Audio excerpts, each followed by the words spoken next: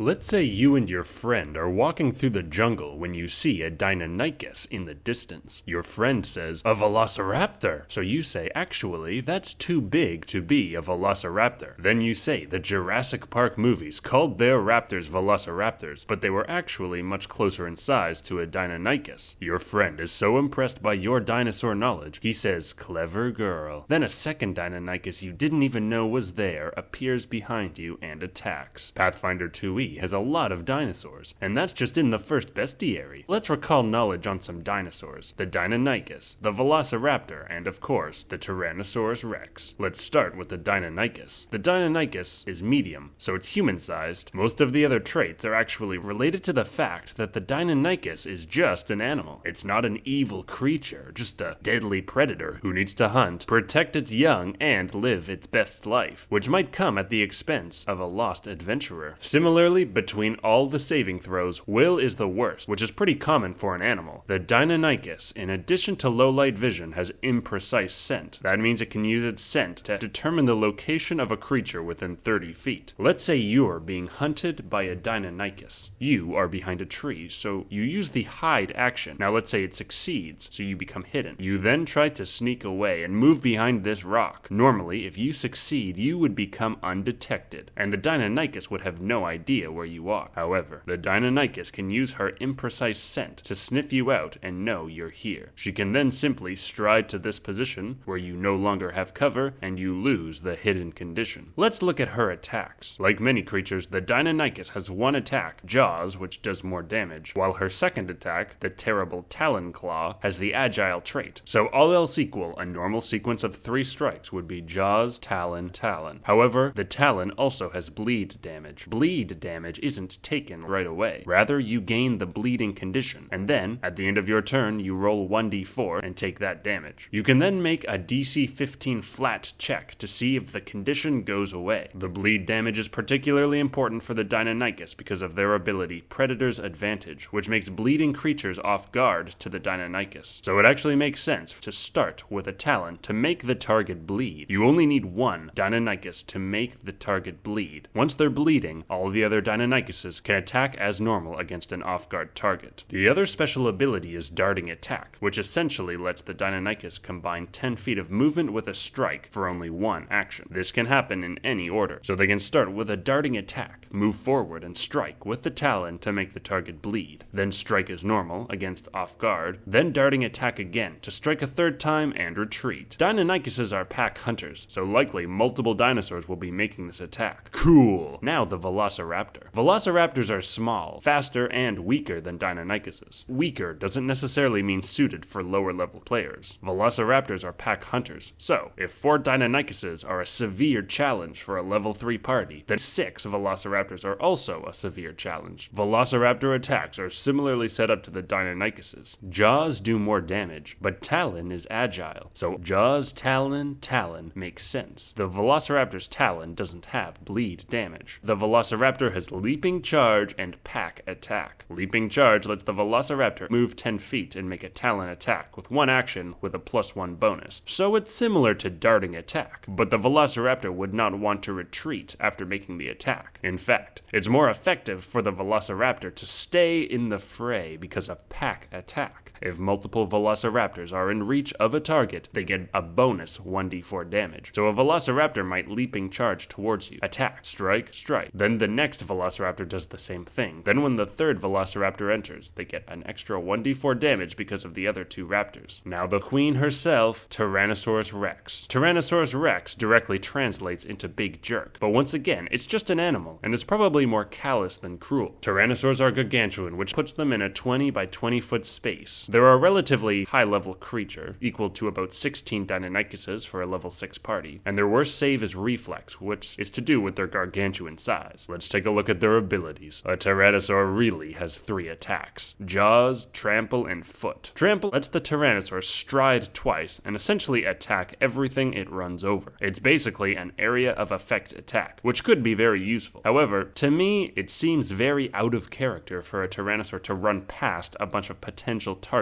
just to step on them, unless maybe it was chasing some other target. Jaws is the bread and butter of the Tyrannosaur. Jaws also has the grab ability, meaning the T-Rex can make multiple multiple attack penalty-free grapple attempt if the Jaws attack is successful. What's more, if the grab is successful, the Tyrannosaur can then either fling the creature, doing falling damage, and possibly throwing them onto another creature or off a cliff, or use the ability Swallow Whole. If you're successfully swallowed whole, you're grabbed, meaning you're off guard and can't make move actions. You're also slowed 1, meaning you basically only have 2 actions. The only way to escape is with a DC 34 escape check, or dealing 26 piercing or slashing damage in a single attack to cut your way out. But you can only use unarmed attacks or light bulk weapons in the tight space of a stomach. But the true danger comes from the lack of air, and here's the rules. You can hold your breath for a number of rounds equal to 5 plus your constitution. But if you attempt to escape or cast a spell on your turn, the number of rounds goes down by 2 instead of 1. So you might be looking at around 3 to 4 rounds total. If that runs out, you start suffocating. You're unconscious, so you can't do anything, and you make a DC 20 fortitude save at the end of your turn. Fail, you take 1d10 damage. Critically fail, you die. Now compare this to the foot attack, which actually has a lower reach and less damage than the Jaws. If the Tyrannosaur critically hits with the foot attack, she can take her reaction to pin the prey, making them off guard, immobilized, and gives her a +2 to attack them. But in general, this branch of the tree is the most effective for a Tyrannosaur's attack. The trick is that the Tyrannosaur can only swallow one medium creature at a time. Once it is swallowed, it can't do it again. It can only grab a creature in its jaws. But the Tyrannosaur can only have one creature in its jaws at one time too. And if something is in there, she can't bite anyone. Then the Tyrannosaur should start to use her foot. If she gets lucky with that, she can pin the prey. Since attacking the pinned prey is more effective, she can fling away the creature she already has in her jaws and bite the pinned prey instead. And if you want to support the channel, like and subscribe.